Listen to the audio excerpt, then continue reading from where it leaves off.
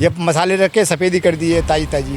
कब्र वब्र नहीं है, ये सीधे कुछ नहीं, देखो ऊपर से पत्थर रखे हैं, ये देखिए सब ऐसी है। बना दी गई है, सीधे ऊपर से जो है इस पे मिट्टी डाल दी गई है, पत्थरें डाल दिए गए हैं और अब कुछ समय बाद जो है इस पे कोई सीमेंट कर देगा आकर तो कह देगा कि ये कब्र है और ये वक्फ की ज़मीन है। इस बहाने में धांधलाबाजी चल रही है। मैंने असली नकली को तो मुझे पता चल जाता, क्योंकि मैं मुस्लिम हूँ, मुझे मालूम पता चल जाता। आप ही के धर्म के कुछ लोगों ने ये किया भी होगा। हाँ, करने वाली भी मुसलमान ही है। इस वक्त निज़ामुद्दीन गोल चक्कर मस्जिद के पास है, गोल मस्जिद कहते हैं उसे, और मथुरा रोड ये सामने आपको नज़र आएगा। और ये जो ज़मीन है, इस ज़मीन पे एक बड़ा खुलासा हुआ है। खुलासा खुद खान साहब ने किया है, कह रहे हैं कि यहाँ पे जो कब्रें हैं वो कब्रें असली कब्रें नहीं है, वो कब्रें बनाई गई हैं, यानी कि वो एक आर्टिफिशियल कब्र है जिसे कि लैंड जिहाद के तहत पूरी तरीके से बनाया गया है, एक पूरी प्लानिंग के तहत। और चारों ओर घुमा कर दिखाइए कि कितना बड़ा क्षेत्र है जिसे कि लैंड जिहाद के अंतर्गत जो है ज़बरदस्ती लाने का प्रयास किया गया है। इरशाद अहमद जी इस वक्त हमारे साथ हैं, उनसे बातचीत करेंगे। सर, सबसे पहले तो आपका स्वागत है, लेकिन इतना बड़ा खुलासा किस तरीके से आपको पता कैसे चला? मुझे सूत्रों के मुताबिक पता लगा, मुझे किसी के 2-3 आदमियों ने बताया कि ऐसे सरकारी ज़मीन प्रॉपर्टी कब्जा रहे हैं लोग, आप आओ नकली कब्र बना दी। मैंने चक्कर मारा 1 दिन 2 दिन, मैंने देखा यार वाकई नकली है। मैंने असली नकली को तो मुझे पता चल जाता, क्योंकि मैं मुस्लिम हूँ, मुझे मालूम पता चल जाता। अब मैंने देखी, मैंने उगाड़ी, मैंने पुलिस वालों को खबर करी, बीट इंचार्ज को, फिर मैंने किराज मिराज में अफसरों को सरकारी अफसरों को खबर दी। वो आए, उन्होंने जाँच करी।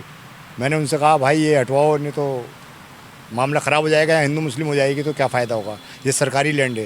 अच्छा, ये एक बात बताइए, ये जब आपको पता चला तो आपके ही धर्म के लोगों ने आपको बताया था या किसी हिंदू धर्म ने?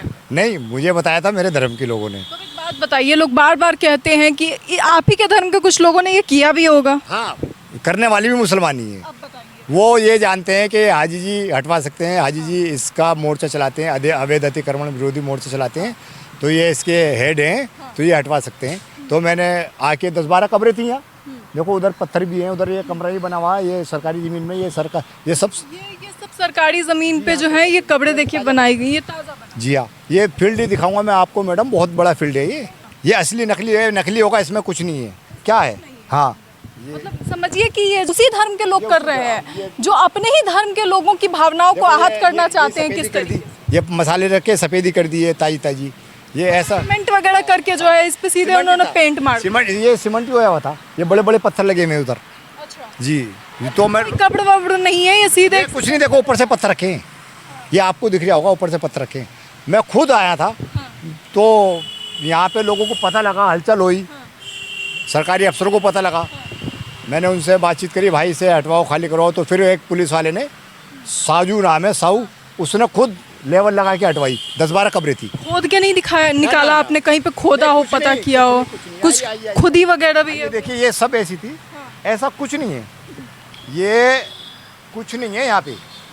ये आप लोगों ने इसको ये पत्थर लगा हुआ है, ये सब ऐसी है, ये सब लोकल है, ये समझे, ये देखिए सब ऐसी है। ये बना दी गई है, सीधे ऊपर से जो है इस पे मिट्टी डाल दी गई है, पत्थरें डाल दिए गए हैं और अब कुछ समय बाद जो है इस पे कोई सीमेंट कर देगा आकर तो कह देगा कि ये कब्र है और ये वक्फ की ज़मीन है।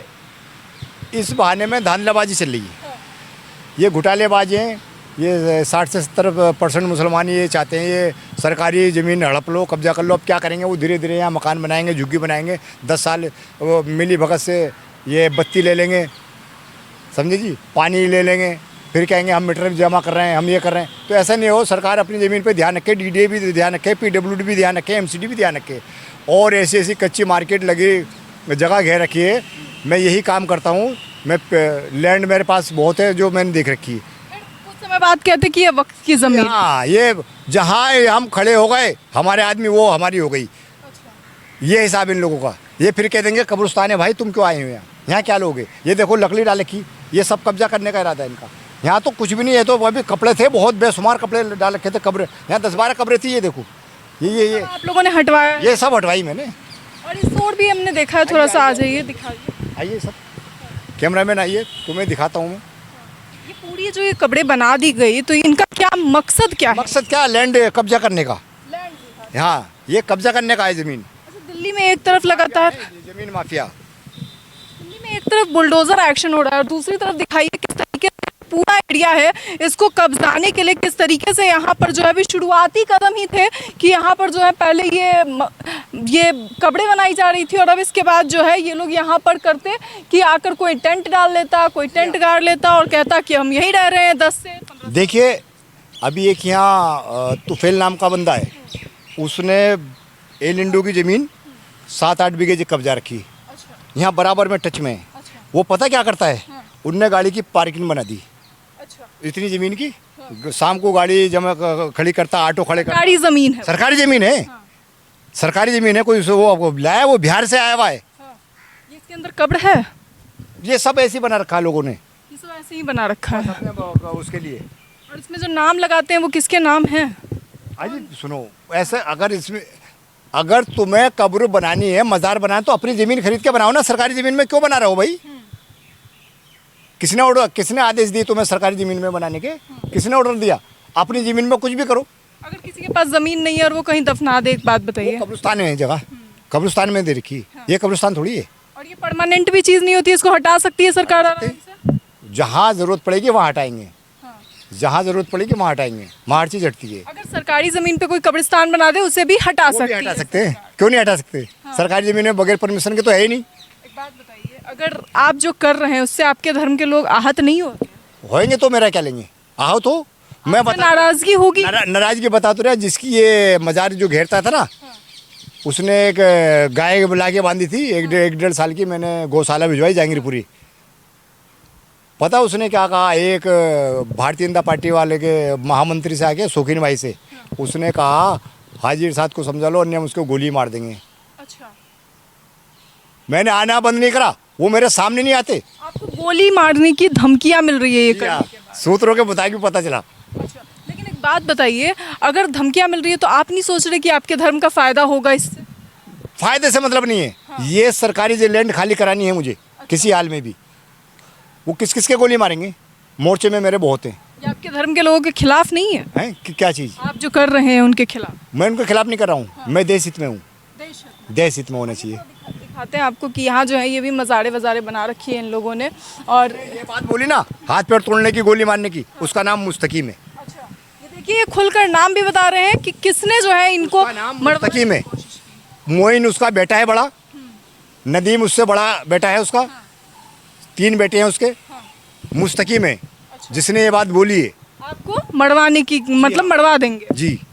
उसने निजामुद्दीन में रहने वाले से खुद बोला है आके कि हाजी इरशाद इधर ना आए, हमारे पंगे में ना पड़े, ज़मीन है हमारी है, हमारे बाप दादे की है, हमारी भाई तू का पेपर दिखा दे हमें। कैसे हो गई उनके बाप दादा की? अरे भाई वो कब्जा करने उनकी हो जाती है, कब्जा करने से हो जाती है उनकी। अच्छा, वो जुबान ने बोल दी, सरकार ये पहले खाती थी, खुलाती थी, ये सरकार नहीं खाने देगी।